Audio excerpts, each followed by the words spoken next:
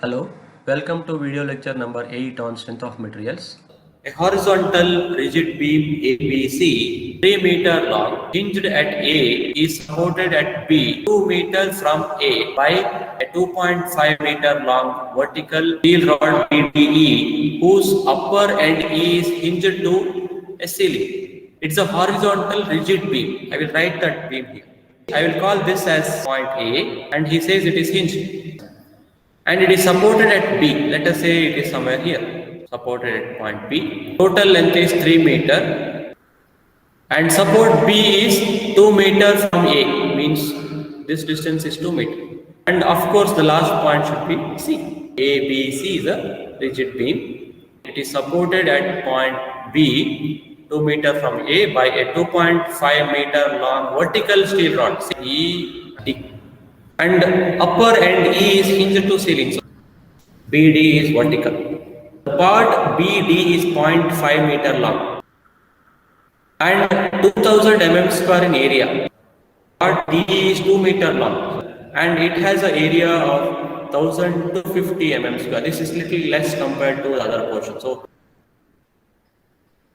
if the beam carries a vertical point load of 40 kilonewton at end C, see at end C means it's here. We have to find out the maximum stress in the bar, total elongation of the rod taking 200 gigapascal. Now observe the word rigid beam. Rigid, when I say, it will not deform. It is used for loading bar EEB. EEB is a stepped bar which undergoes deformation.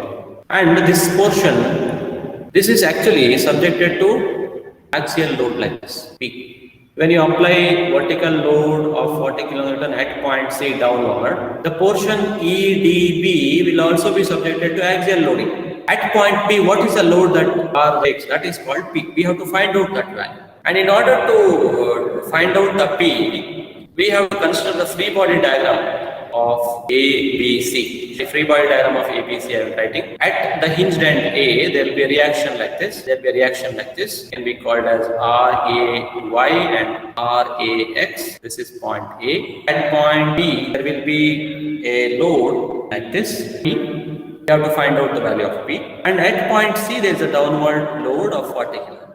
AB distance is 2 meter. BC distance is 1 meter. You can use equilibrium conditions and find out the unknowns. One of the conditions is summation of all the forces in y direction can be equated to 0. But when you do that for this problem, there are 3 unknowns. RAX, RAY and P is 3 unknowns are there. So that is of no use for that.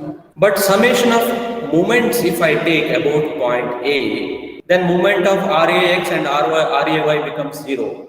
Only P will be the unknown. So taking moment about point A. How many moments you will get? Only 2 moments. One is because of P, one is because of 40 kilonewton load. 40 kilonewton load is acting clockwise for point A. So I will take it as minus 40 into 3, force into perpendicular distance. 40 kilonewton is a force. Perpendicular distance of that force from A is 3 meter. Plus P into 2. That should be equal to 0. Now when you solve this, you will get a value of P plus 60 kilonewton.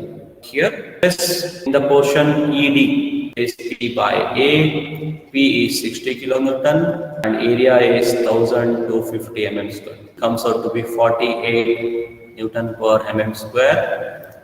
And stress in portion DB, again P by A, P is 60, but area is different here, it is 2000. Since the area is more here, you will get less stress. So 30 Newton per mm square is the value you get. So out of this 2, if you compare, maximum stress induced is 48. Total elongation we have to find out. We know that total elongation DL is equal to DL of portion ED plus DL of portion BD. Means PL by E of ED plus PL by E of ED. P is same for both. E is also same. Only L and A are different. So P by E will take it outside. 60 into 10 power 3 divided by E is 200 gigapascal. Is 200 into 10 power 3. Inside the bracket L by A for 2 portions I have to write. 2000 divided by A is 1250 plus 500 divided by area is 2000. If you calculate, you will get 0.555 mm. To solve these problems, the first problem is a stepped bar which has three portions AB, BC and CD. Diameter and length of each portion is given below. It is observed that at a load of 40 kilonewton, the total extension of the bar is 0.28 mm. Determine Young's modulus of the material. It's a stepped bar. He says diameter is 25 for portion AB, 20 for portion BC and 25 for the last portion. So it means that the cross section is reducing from left to right and total extension is given. So you have to use the equation of total deformation. DL total is equal to DL AB plus DL BC plus DL CD. Use that equation and substitute 0.28 for total deformation. You will be able to find out the unknown. 200.99 gigapascal you should get. The second problem for homework is a steel flat plate of thickness 10 mm tapers uniformly from 60 mm at one end to 40 mm at other end in a length of 600 mm. If the bar is subjected to a load of 80 kilonewton, find its extension. Take E is equal to 200 gigapascal. What is the percentage error if average area is used for calculation of extension? You know what is the equation used for tapered plate? That you have to find out the total deformation. This straightforward expression. Percentage of error involved. The average area is used. See, when you have this kind of tapered bar, let us say at this end area is A1 and at this end area is A2. Average area is what? A1 plus A2 by 2 means this bar is assumed as a constant cross-section bar of average area. It's approximation. And if you do that way and calculate what is DL, and when it is compared with that of the tapered bar, how much is the change? How much is the error involved? That we have to calculate. Just you should get a value of 1.348%. Homework problem number 3. A 2 meter long steel bar having uniform diameter of 40 mm for a length of 1.5 meter, and in the next 0.5 meter its diameter gradually reduces to 20 mm. Determine the elongation of this bar when subjected to an axial tensile load of 200 kilonewton. Initially there will be constant cross section like this, diameter of 40 mm, and next it reduces to 20 mm. So it's a tapered part here. You know how to do this. You should get an answer of 1.459 mm. Determine the stresses in various segments of the circular bar shown. Also compute the total elongation by taking E is equal to 195 gigapascal. Observe that there are three cross sections now. P4 purposefully it is not given. You can always find P4. It is not required also. You don't have to calculate P4. But if you want to calculate, you can do like this. Summation of all the forces in x direction can equate it to 0 minus 100 plus 300 minus 250 plus P4 is equal to 0. So P4 will be 50 kilonewton. Now this is not what we are interested in. We are interested in the elongation of the bar as a whole. To calculate elongation, we know that DL is equal to PL by E. This is the expression for deformation. And when I take DL1, it becomes P1 L1 by A1 E1. And I should know what is the load the first portion is subjected to. Similarly, if I want to know the deformation in portion 2 or middle portion, I should know what is the load acting. So first let us try to find out individually in portion 1, 2, 3, how much load is acting effectively. I will draw these three portions again. This is the first portion. This is the second portion. 2. This is the third portion. Now we will consider one by one. For the first portion, you observe to the left of first portion, there is only one load which is 100 kilonewton like this. I am writing the free body diagram of portion 1 left. Right side also it should be subjected to the same load because it is equilibrium. Portion 1 is subjected to tensile load of 100 kilonewton. For portion 2, to the left side of portion 2, how many loads are present? There are two loads. One is 100 kilonewton which is acting towards left, and other one is plus 300 kilonewton or the force which is acting towards right. So this is 100 kilonewton load and this is 300 kilonewton load. So effectively how much load is acting? It is subjected to 200 kilonewton load like this. On right side also should be subjected to same load because it is in equilibrium. So we say that portion 2 is subjected to compression. Portion 1 is subjected to tension. Portion 2 is subjected to compression. To the left of third portion, there are three loads. One is 100 kilonewton like this, 300 kilonewton like this, and other one is 250 kilonewton like this. So effectively, how much load it is acting? 50 kilonewton. Effectively, it is 50 kilonewton. You have to get it as 50 because we know that P4 is 50. On the right side also, it should be P4 only, means 50 only. But you see, the third portion is subjected to tensile load. So once you are able to do this, rest of the calculation becomes very simple. Stresses in each portion I can find out. Stresses in portion 1 is P1 by A1. And P1 is what? We have identified the load acting in portion 1 as 100 kilonewton. So 100 into 10 power 3 divided by area of cross section, which is pi into 20 square by 4. So if you calculate this, you get 318.31 MPa. The middle portion, sigma 2, you can write it as P2 by A2. P2 is what? It is 200 kilonewton divided by pi into diameter is 25. If you calculate this, you will get 407.44 megapascal. Sigma 1 is tensile in nature and sigma 2 is compressive in nature. Similarly, sigma 3 also can be found out. P3 by A3. P3 is what? The effective load acting on portion 3, which is 50 kilonewton. The area is pi into 15 square by 4. You will get it as 282.9 megapascal tensile in nature. Then total elongation we are looking for. Total elongation, DLT I'll call it as, is the summation of elongation in first portion, elongation in the second portion, and elongation in the third portion. PL by AE of first portion plus PL by AE of second portion plus PL by AE of third portion. 100 into 10 power 3. E is same for all, so I can take E outside. So 195 into 10 power 3. Inside I will write P1, L1. L1 is length of first portion, which is 100, divided by A. A is pi into 20 square by 4 plus PL by AE for the second portion I have to write now. 200 into 10 power t into length of second portion is 200 divided by A is pi into 25 square by 4. Load here it is compressive in nature, so deformation will be reduced. So here you have to take minus sign. It's very important. If you don't take minus sign, the compression effect will not come.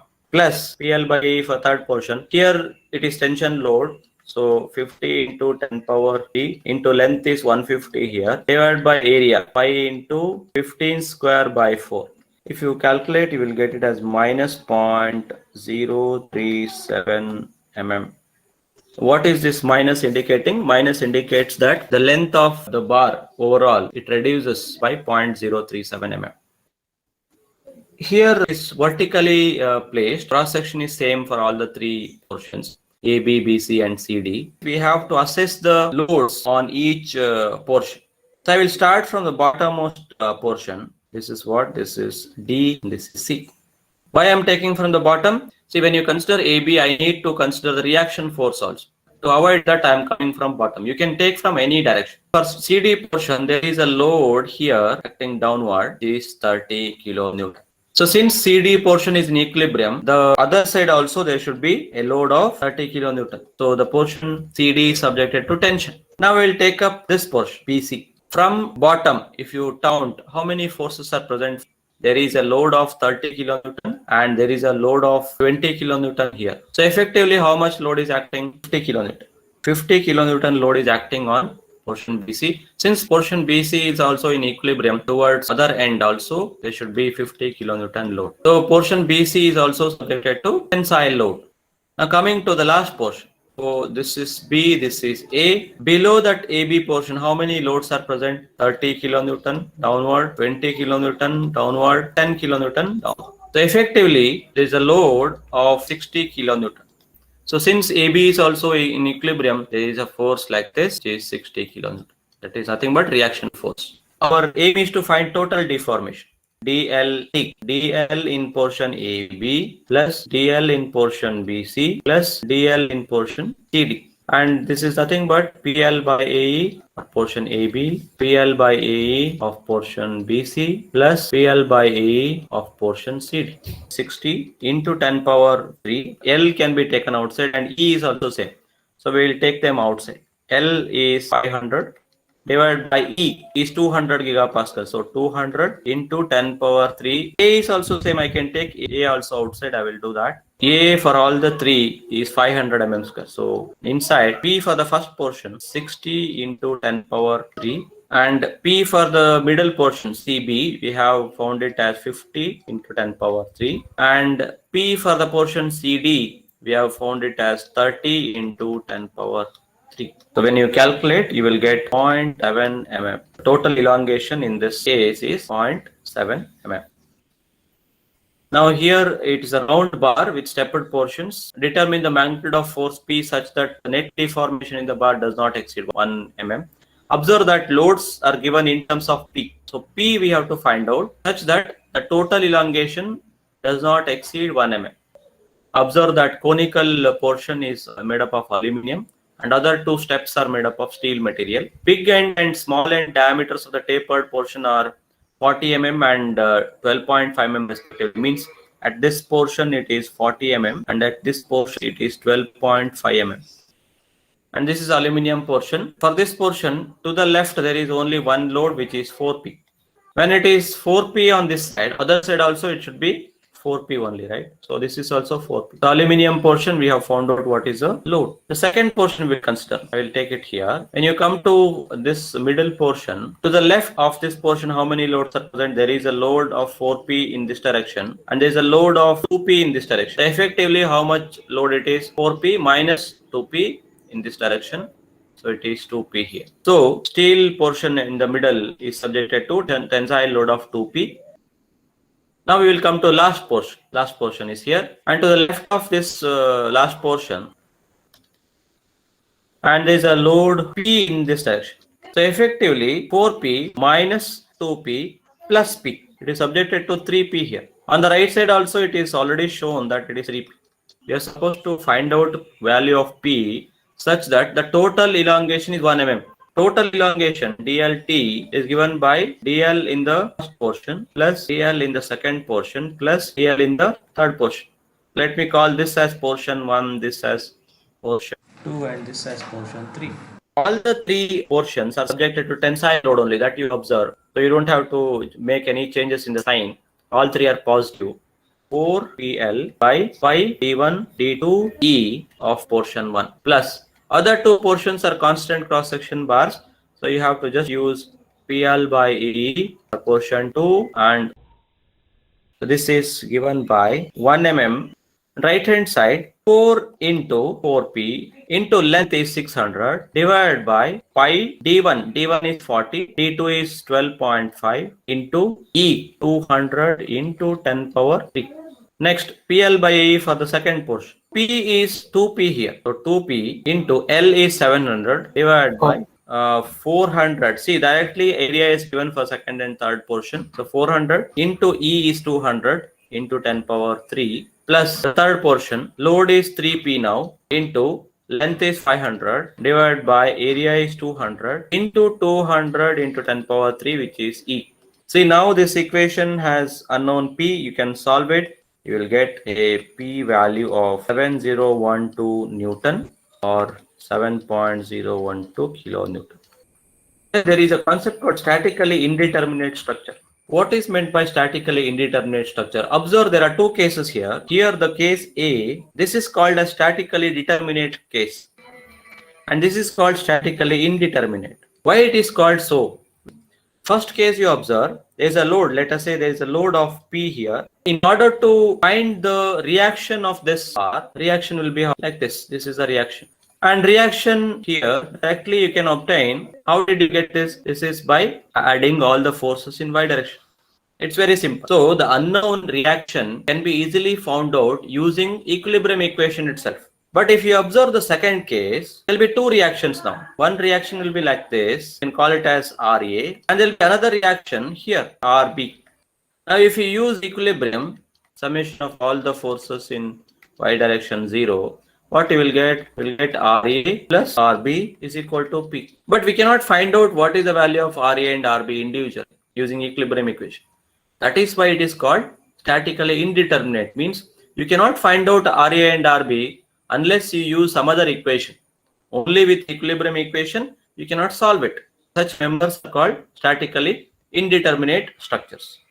So for such structures, equilibrium equations are used along with what are known as compatibility conditions or kinematic conditions or displacement conditions. To solve problems on statically indeterminate structures, we use equilibrium equations along with displacement conditions. Only then we will be able to solve the problem. Now, what is the displacement condition here? dl in the portion AC is equal to dl in the portion BC. This is the kinematic condition here.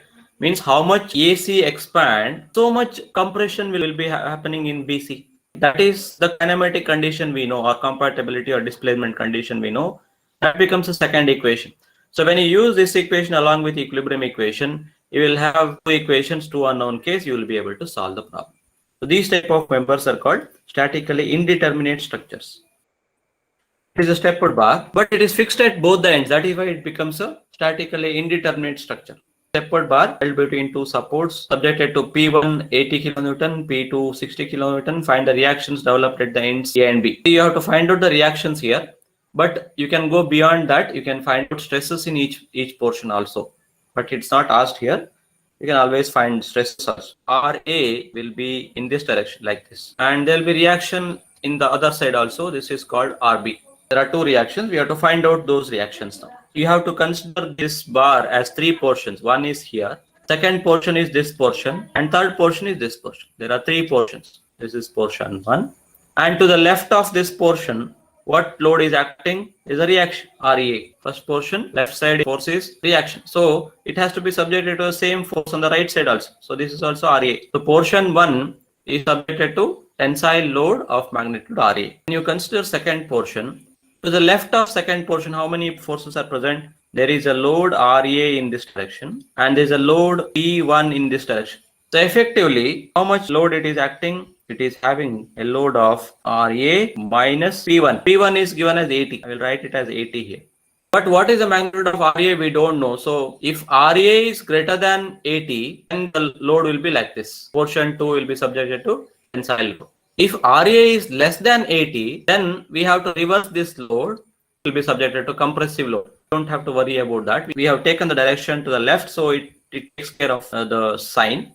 So RA minus 80 can be chosen as load, or if you want to choose other direction, you can choose this direction also, load like this, but you have to write it as 80 minus RA, right? Both are correct. Both will give you the same result, but I am going with this tensile load here in portion 2. It is under tension. The last portion, third portion, I am writing like this. For third portion, how many loads are present? There is one load RA like this. There is one load P1 which is 80, and there is one more load P2 which is 60. So effectively can be subjected to a load of RA minus 140, or I can also write it as compressive load 140 minus RA. This also I can write. If you want to write it as RA minus 140, then you have to write it like this. This also can be written. So on the other side also there should be compressive load of 140 minus RA. Now one thing you note, whatever we have got 140 minus RA is nothing but RB. How do you say? You just check summation of all the forces along x direction to be 0 for the entire bar. If you take, what will happen? RA which towards left plus P1 is 80 plus P2 which is 60 minus RB is equal to 0 when you do RB. How much it will be? 140 minus RA. That way also you can check, cross verify the answer, but this is not required now. We have already found out what is the load acting in the third portion. We have used equilibrium equation only. But since it is a statically indeterminate structure, this is not sufficient. There are two unknowns, RA and RB. With only equilibrium equation, we cannot solve it. So what is the kinematic condition now? Displacement or kinematic condition here is net deformation should be 0 because both the ends are fixed. That means dl in the portion 1 plus dl in the portion 2 plus dl in the portion 3. When you add, you should get 0. And what is DL in each portion? It is PL by AE. So PL by AE of portion 1 plus PL by AE of portion 2 plus PL by AE of portion 3 will be 0.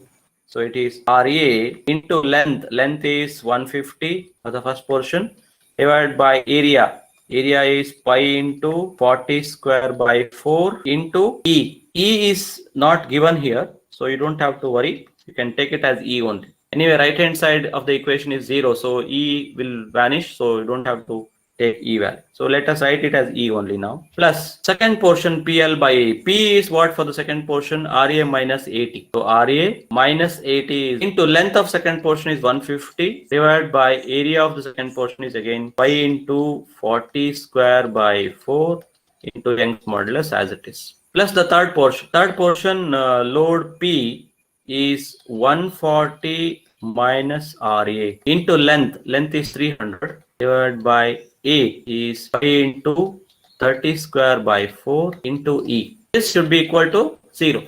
Now you observe E can be cancelled directly. Pi by 4 also can be cancelled directly. This 150 can be cancelled. You can write it as 2 here.